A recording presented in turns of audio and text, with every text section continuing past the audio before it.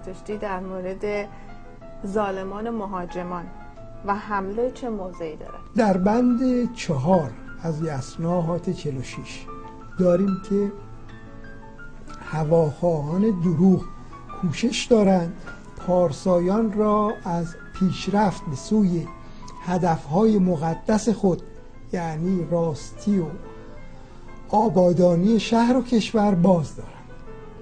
آنها با کردار دشمنانه خود به زشتی و تبهکاری مشهورند. کسی که با تمام نیرو و وجودش بر علیه ظالمان و هواخواهان دروغ پیکار کند، جهان را به راه خرد و دانش واقعی رهبری خواهد کرد. بند 9 هات 53 هم میگه که بداندیشان که بنده هوا و هوسند، با نفس خیش مدام در کشمکش و پیکارند. کیست آن پرهیزکاری که در کمال آزادی و با تمام وجودش با بدکاران مبارزه کند؟ ای مزدا، نیروی توست که میتواند درستکاران را یار باشد و به آنان نیکوترین پاداش را ببخشد. بند 2 از یسناهات 32 میگوید کسی که با اندیشه و گفتار و کردار خیش با ظالمان و بدکاران پیکار کند، از انجام نقشه های آنان جلوگیری کند و یا آنان را به راه راست رهبری کند، چنین شخصی خواست پروردگار را انجام داده و به خداوند جان و خرد عشق می‌ورزد. راجع به آیین زناشویی لطفاً بفرمایید. در هنگام گواهگیری این بند از گاتها خونده میشه.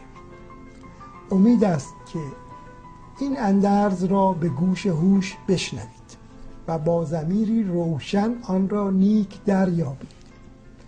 همیشه با نیکمنشی و مهر و محبت زندگی کنید.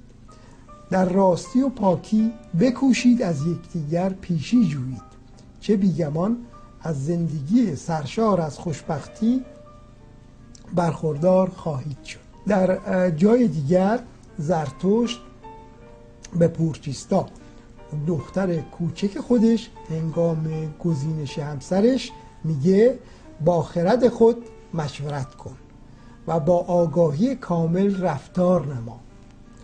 در آورده های زرتشت در مورد زناشویی در همین حد بسنده شده، ولی در سنت زرتشتیان رضایت عروس و داماد و اولیای آنان و مشارکت عروس و داماد در امور خانوادگی و سفارش گواهگیرنده به اینکه عروس و داماد پیوسته راه عشا رو بپیمایند و در این راستا احترام پدر و مادر و استادان رو نگه دارند و به بیچیزان و ناتوانان یاری رسانیده و از خویشاوندی آنان شرم نکنند اومده. در این مراسم چند بار تأکید میشه که دختر و پسر به همتنی و همروانی به یکدیگر داده شدند و هم در زندگی این جهان و هم در سرای دیگر به هم پیوسته و وابسته باشند. جشن‌ها مخصوصاً عزاداری‌ها در ایران باستان چطور بوده؟ در ایران باستان عزاداری و سوگواری وجود نداشت. در عوض تا دلتون بخواد جشن و به هر بهانه‌ای شادی و جشن داشتن. این جشن‌ها رو جشن‌های ایران قدیم رو میتوان به 3 دسته تقسیم کرد. جشن‌های سالیانه مانند نوروز و سده و اینها، جشن‌های فصلی که گهنبارها بودند و جشن‌های ماهیانه که وقتی نام روز و ماه یکی میشد اون روز رو جشن میگرفتن، مثل جشن فروردینگان، جشن خردادگان، جشن تیرگان، جشن مهرگان، اسفندگان و غیره. آیا سوشیان در دین مزدا یسنا همون مهدی است در مذهب شیعه؟ نه، سوشیان در گاتها نام شخص معینی نیست و به معنای سودرسان و نجات دهنده و پیشرفت دهنده است. سوشیانت سودرسان، سودرساننده. بنابراین از نظر گاتهای زرتشت هر کس که سودرسان و پیشرفت دهنده باشه یک سوشیانت هست. بنابراین در دین مازیستی در واقع سوشیانت ها یا نجات دهندگان بسیاری پیش بینی شدند. خود اشو زرتشت هم یک سوشیانت بود یا یک نجات دهنده. به عبارت دیگه از نظر گاتها هر کس که در راه پیشرفت و سازندگی جهان و استقرار اشیا کوشش بکنه یک سوشیانت هست. آیا دین زرتشتی مختص قومیه، مثلا آریایا؟ خیر، دین مازدیسنی مختص قوم خاصی نیست. گاتهای زرتشت منطقی و عملی و انسانی است و جهانی دنیایی. سرودهای زرتشت یعنی گاتها شیرین و اندیشه برانگیز و آموزنده است و از روش درست زیستن، درست زندگی کردن سخن میگه. گاتها به زمان و مکان معین و خاصی وابسته نیست و ابدی هست و هیچ گفتاری رو شما نمیبینید که شأن نزول خاصی داشته باشه. هیچ امری در اون موردی نیست و از این رو شما دوگانگی رو در گاتها نمیبینید. در سراسر اون یک پارچگی اندیشه به وضوح دیده میشه. از اونجا که اندیشه گاتهای کلی است و خرد و وجدان بایستی همیشه پای تصمیم گیری ها و راهنمای انسان باشه، به کار بستن اون مشکل نیست. در به کار بستنش دشواری شما ندارید، دشواری پیش نمیاد. حقوق بشر در گاتها محترم شمرده میشه و نخستین دینی هست که به محیط زیست و اکولوژی توجه کرده. آدمیان رو در واقع همکار و دوست خداوند میشناسه، میدونه، نه بنده یا فرزند خدا.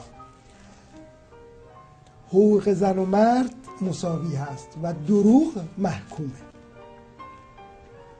و میآموزه که راستی و دروغ با هم سازگار نیستند و بین اونها همزیستی مسالمت آمیز به هیچ وجه وجود نداره و نمیتوان این همزیستی مسالمت آمیز رو بین اونها برقرار کرد. خارج شدن از دین زرتشتی چه حکمی داره؟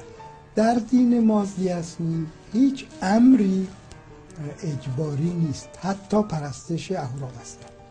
هر کس باید در هر کاری با خرد و وجدان خودش رایزنی بکنه و راه خودش رو بربگزینه، انتخاب کنه. همانا که پاسخگو هم خودش هست، خود فرد هست. هیچ واسطه‌ای نزد خداوند پذیرفته نیست. بنابراین از نظر اندیشه های زرتشت آزادی کامل در پذیرش یا ترک دین وجود دارد. ازدواج با غیر زرتشتی چه حکمی دارد؟ دین مازدیسنی دینی است عقلانی و اخلاقی. اون چه که از اندیشه های زرتشت میتوان برداشت نمود اینه که بایستی غیر زرتشتی رو در واقع از این راه و روش آگاه کرد. آگاهی رو باید بهشون داد، ولی او رو باید در گزینش راه خودش، روش خودش آزاد گذاشت. بنابراین همه مسئول هستند که آگاهی لازم رو به دیگران بدن. همینطور همسر آگاهی لازم رو باید به همسرش بده، ولی در گزینش راه خودش بایستی او رو آزاد بگذاره و نباید در پذیرش دین به او اجبار روا داره.